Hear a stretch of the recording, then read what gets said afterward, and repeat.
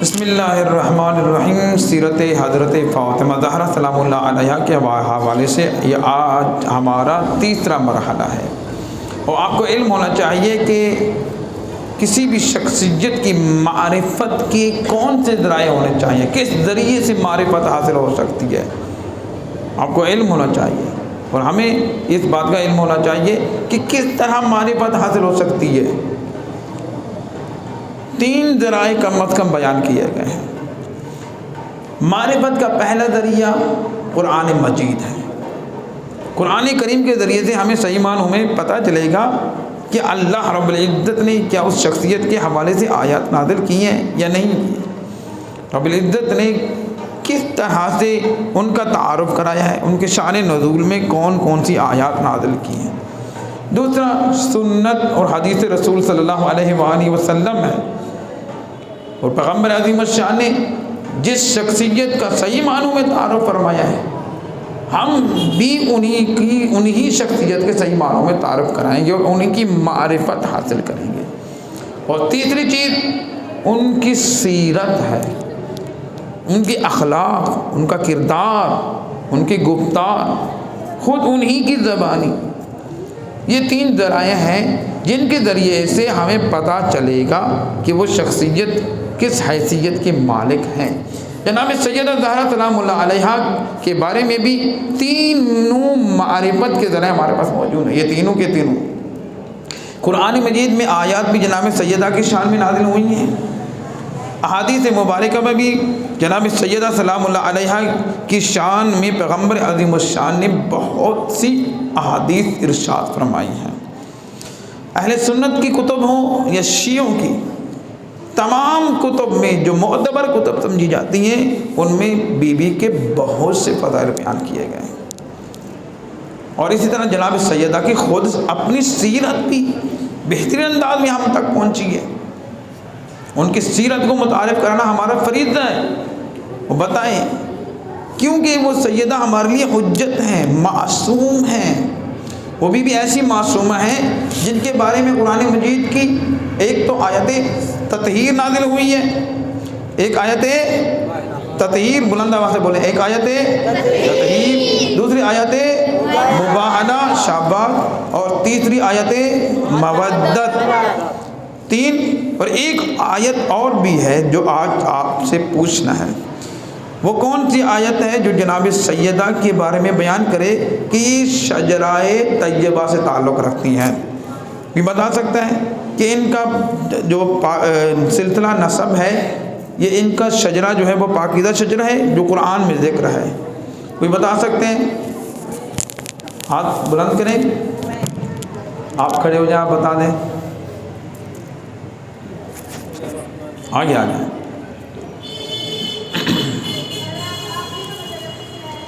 آیت پڑھیں گے؟ بسم اللہ الرحمن الرحیم۔ الم تر کیف ضرب اللہ مثلا کلمۃ طیبۃ کشجرۃ طیبہ اصلها ثابت وفرعها فی السماء تؤتی اکلها کل حین باذن ربها ویضرب اللہ الامثال للناس لعلهم یتذکرون۔ صدق اللہ العلی العظیم۔ بآواز بلند تر سے بہت اچھے، اللہم صل علی محمد وآل محمد وعجل فرجہم۔ بلند تر صلوات پڑھ دیجیے نا،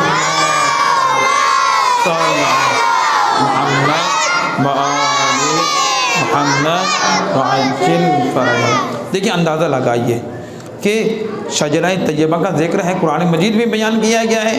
پروردگار عالم نے متوجہ کیا ہے انسان کو، کیا فرمایا؟ الم تر کیف ضرب اللہ مثلا کلمۃ طیبہ۔ کیا آپ نے غور نہیں کیا، کیا آپ نے نہیں دیکھا کہ اللہ نے کس طرح کلمہ طیبہ کی مثال دی ہے؟ کشجرۃ طیبہ، وہی کلمہ طیبہ کیا ہے؟ شجرہ طیبہ ہے۔ کون سا شجرہ ہے؟ شجرہ طیبہ۔ شجرہ طیبہ پاک و پاکیزہ شجرہ ہے، اصلھا ثابت وفرعھا فی السماء، جس کی جڑیں مضبوط ہیں اور شاخیں آسمان تک پہنچی ہوئی ہیں۔ اب مجھے بتائیں، آپ نے کوئی ایسا درخت دیکھا ہے جن کی جڑیں زمین پر ہوں اور آسمان تک اس کی شاخیں پہنچی ہوئی ہوں؟ آپ نے دیکھا ہے کوئی درخت؟ شاہوالی میں تو نہیں ہے، ہاں جی، کوٹلہ حضوری میں، رضا آباد میں، داجل میں ہے، جام پور میں ہے، نور پور میں ہے، کوٹ مٹھن میں ہے، یا کس جگہ ہے؟ آپ نے دیکھا ہے اسلام آباد میں ہے، مری میں ہے؟ کون سا درخت ہے؟ کوئی بتا سکتا ہے کون سا درخت ہے؟ اللہ کے نور کا درخت ہے، جن کے اہل بیت علیہم السلام کا درخت ہے۔ تؤتی اکلھا کل حین باذن ربھا، اس سے ہر وقت پھل ملتا رہتا ہے، اس سے استفادہ کرتے رہتے ہیں، وہ ہر وقت ہر زمانے میں پھل دیتا ہے۔ وہ ایسا درخت ہے، پاک و پاکیزہ درخت ہے۔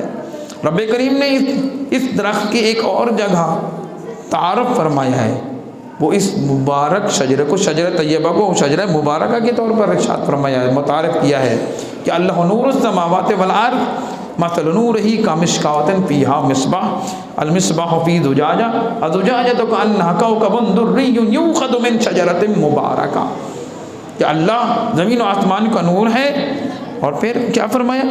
اس کے نور کی مثال ایسے ہے جیسے مثل نورہ کمشکاۃ فیہا مصباح، جس طرح مشکات ہو۔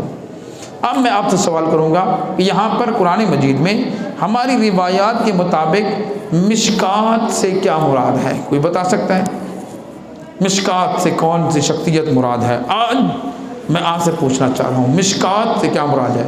ویسے میں آپ کو مثال دے دیتا ہوں۔ مشکات کہتے ہیں دیوار میں ایک جگہ بنائی جاتی ہے جہاں پر چراغ رکھا جاتا ہے، چراغ جس کے اندر رکھا جاتا ہے اسے کہتے ہیں مشکات، درست ہے؟ وہ پہلے پرانے زمانوں میں چراغ اس طرح ہی بنائے جاتے تھے، دیواروں میں درمیان میں گیپ ہوتا تھا اور پھر اس کے اندر چراغ رکھا جاتا تھا۔ اب مجھے بتائیں اس قرآن مجید میں مشکات سے کیا مراد ہے؟ کون سی شخصیت مراد ہے؟ فقط اہل بیت محمد والے محمد تو پورا شجرہ ہے، لیکن مشکات ہے کوئی ایسی شخصیت ہے، خاص شخصیت؟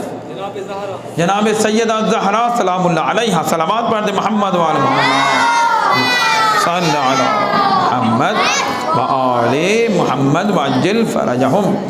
جناب سیدہ زہرا کو اللہ نے مشکات کے طور پر، مشکات نور خدا، نور دیدہ محمد مصطفیٰ، دختر خاتم الانبیاء، زوجہ سید الاوصیاء، مادر ائمہ ہدا، فاطمہ زہرا صلوات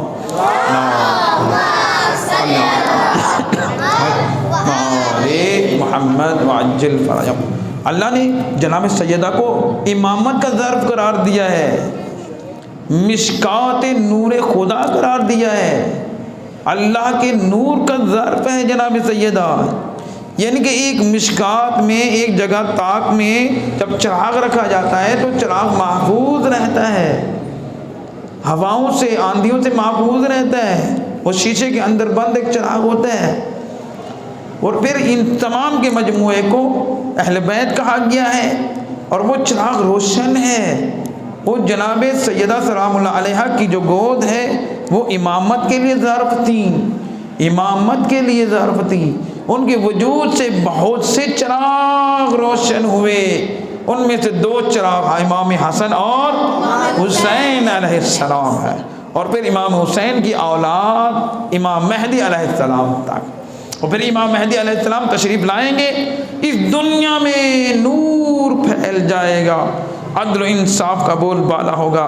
جس طرح ظلم و ستم سے چکیوں میں پسی ہوئی قوم جب ہر وقت سے یا مہدی کی صدائیں بلند ہوگی تو فرماتی ہیں المہدی من اولاد فاطمہ، مہدی اولاد فاطمہ میں سے ظہور فرمائیں گے۔ یہاں پر اولاد فاطمہ کا ذکر کیا ہے، من ولد فاطمہ، جناب فاطمہ کی اولاد، درست ہے؟ بر محمد وآل محمد صلوات صلی علی محمد وآل محمد عجل پر۔ یہ سلسلہ انشاءاللہ جاری رہے گا، معرفت کے ذرائع ہیں۔